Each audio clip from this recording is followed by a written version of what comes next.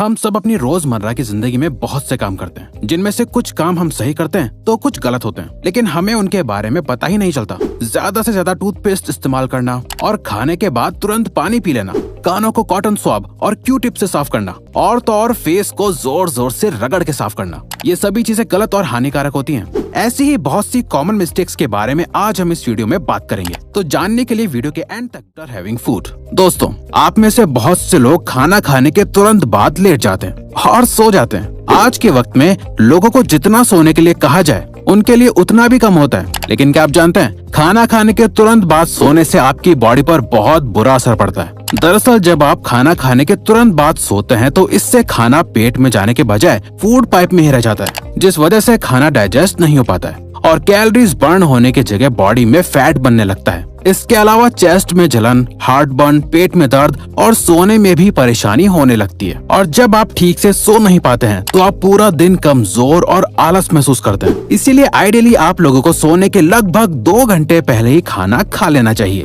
और तो और खाना खाने के बाद आपको थोड़ा घूम भी लेना चाहिए, जिससे एंड रेजर्स शेयरिंग इज केयरिंग वाला कोट तो आप लोगों ने बहुत बार सुना होगा, लेकिन हर चीज को शेयर करना आपके लिए बहुत नुकसानदायक साबित हो सकता है। जैसे मेकअप इस्तेमाल कर लेते हैं, लेकिन क्या आप जानते हैं ऐसा करने से आपको अलग अलग इन्फेक्शंस हो सकते हैं। असल में दोस्तों, हमने आपको पहले भी एक वीडियो में बताया था कि फेस और आई लैशेस पर पैरासाइट्स होते हैं, और जब आप एक दूसरे का मेकअप इस्तेमाल करते हैं तो ये पैरासाइट्स आपकी आंखों और फेस के अंदर जाकर इन्फेक्शन कर सकते हैं, जिससे आपको बहुत सी सीरियस प्रॉब्लम्स हो सकती हैं।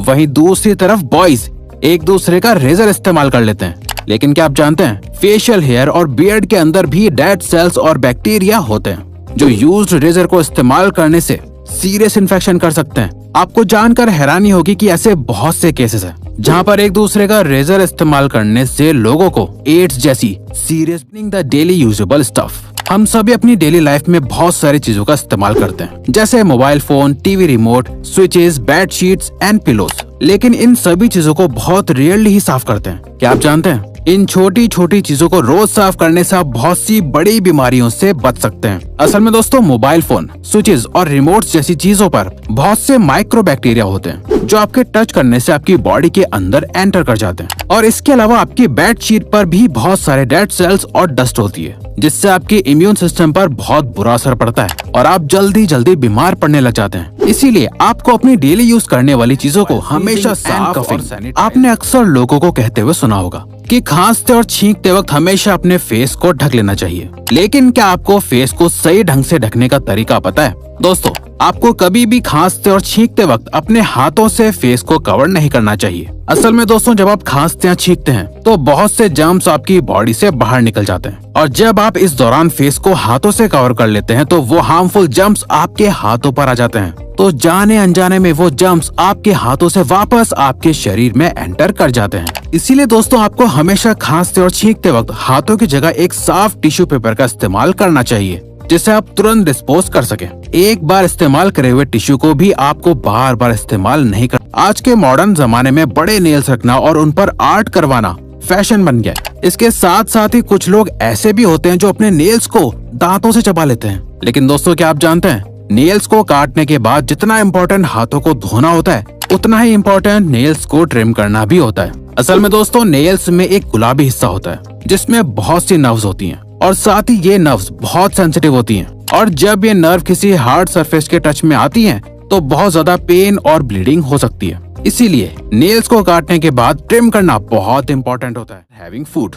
आजकल लोग खाना कम खाते हैं और पानी ज्यादा पीते हैं, लेकिन क्या आपको पता है ऐसा करना आपके इम्यून और डाइजेस्टिव सिस्टम के लिए बहुत खतरनाक हो सकता है? चलिए हम आपको बताते हैं। असल में खाना खाने के तुरंत बाद पानी पीने से डाइजेस्टिव सिस्टम पर बहुत बुरा असर पड़ता है। दरअसल जब आप खाना खाते हैं तो उसके तुरंत बाद ही आपके पेट में हाइड्रोक्लोराइड एसिड और इसके ही जैसे दूसरे एसिड्स बनने लगते हैं, जो फूड को डाइजेस्ट करने में मदद करते हैं। और जब आप इस दौरान पानी पी लेते हैं तो इन एसिड्स में पानी मिल जाता है, जिससे एसिड्स की इंटेंसिटी कम हो जाती है और खाना पूरी तरह से डाइजेस्ट नहीं हो पाता है, जिससे अल्टीमेटली पूरा डाइजेस्टिव सिस्टम बिगड़ जाता है। इसीलिए आपको खाना खाने के बाद पानी नहीं पीना चाहिए। लेकिन अगर आप चाहें तो खाना खाने के बाद 1 या 2 घूंट पानी पी सकते हैं, पर उससे ज्यादा पानी खतरनाक। बात जब पर्सनल और इंटीमेट हाइजीन की आती है तो मेल और फीमेल दोनों ही इसे इतनी इम्पोर्टेंस नहीं देते हैं जितनी वो अपने बाकी बॉडी पार्ट्स को देते हैं। दोस्तों, बॉडी के बाकी हिस्सों की तरह आप लोगों को अपने इंटीमेट एरिया को भी रेगुलरली क्लीन और ग्रूम करना चाहिए, लेकिन इसके साथ साथ आपको ये भी ध्यान रखना चाहिए कि आप इसके लिए सही प्रोडक्ट्स को ही इस्तेमाल करें। असल में नॉर्मल सोप्स में बहुत से हार्श केमिकल्स होते हैं जो आपके इंटीमेट एरिया में इरिटेशन और इन्फेक्शन कर सकते हैं और नेचुरल बैक्टीरियल बैलेंस को डिस्टर्ब कर सकते हैं।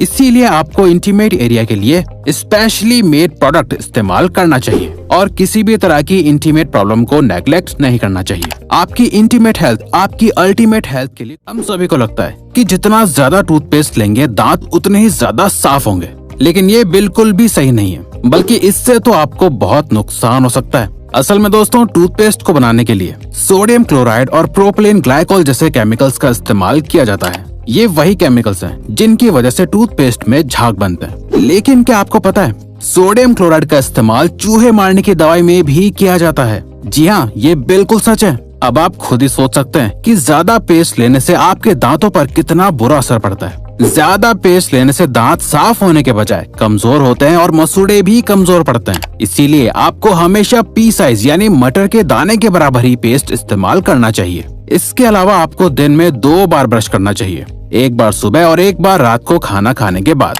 ताकि आपके मुंह की सफाई clean the inside of your ears. कान को साफ करने के लिए कॉटन सॉप्स और क्यू टिप्स जैसे टूल्स का इस्तेमाल बहुत आम सी बात है, लेकिन क्या आपको पता है इन चीजों का इस्तेमाल आपके कान के लिए बहुत खतरनाक साबित हो सकता है। कान हमारे 5 सेंस ऑर्गन्स में से एक ऑर्गन होता है जो बॉडी का बहुत ही नाजुक हिस्सा होता है। दरअसल दोस्तों, कान की इनर कैविटी बहुत ही नाजुक होती है जो कॉटन सॉप्स और क्यू टिप्स जैसी शार्प चीजों से डैमेज हो सकती है। इसके अलावा क्यू टिप्स असल में वैक्स को कान के अंदर और ज्यादा पुश कर देती है, जिससे अल्टीमेटली ईयर ड्रम के डैमेज होने के चांसेस बढ़ जाते हैं और आप अपनी सुनने की शक्ति खो सकते हैं। इसीलिए अगर आप अपने कान को साफ करना भी चाहते हैं तो इन टूल से आपको सिर्फ अपने कान के आउटर हिस्से को साफ करना चाहिए। कान के अंदर की डीप सफाई तो आपको किसी प्रोफेशनल डॉक्टर से ही करवानी चाहिए, या फिर अगर आप खुद भी अपना कान साफ करना चाहते हैं तो इससे पहले दोस्तों, हर काम को करने का एक तरीका होता है, चाहे वो अच्छी राइटिंग करना हो या फिर अपने चेहरे को साफ करना ही क्यों ना हो। तो दोस्तों,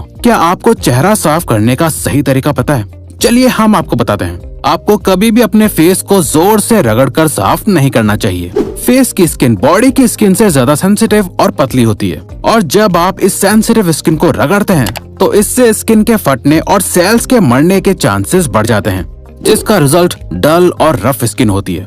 इसीलिए आपको हमेशा अपनी स्किन को सही से डैब डैब करके साफ करना चाहिए। ऐसे करने से स्किन पर रैशेज नहीं होते हैं और ना ही रिंकल्स पड़ते हैं। दोस्तों, इन छोटी छोटी चीजों को ध्यान में रखकर आप भी अपने फेस को बेहतर अच्छी और यूजफुल लगी होगी। तो दोस्तों, अब अगर आपको ये वीडियो अच्छी लगी और आप आगे भी ऐसी ही अमेजिंग वीडियोस देखना चाहते हैं तो प्लीज हमारे चैनल को सब्सक्राइब करके ऑल नोटिफिकेशन बेल को ऑन कर दो, ताकि हमारी फ्यूचर वीडियोस का नोटिफिकेशन सबसे पहले आपके पास आए। So till then, keep learning, keep growing.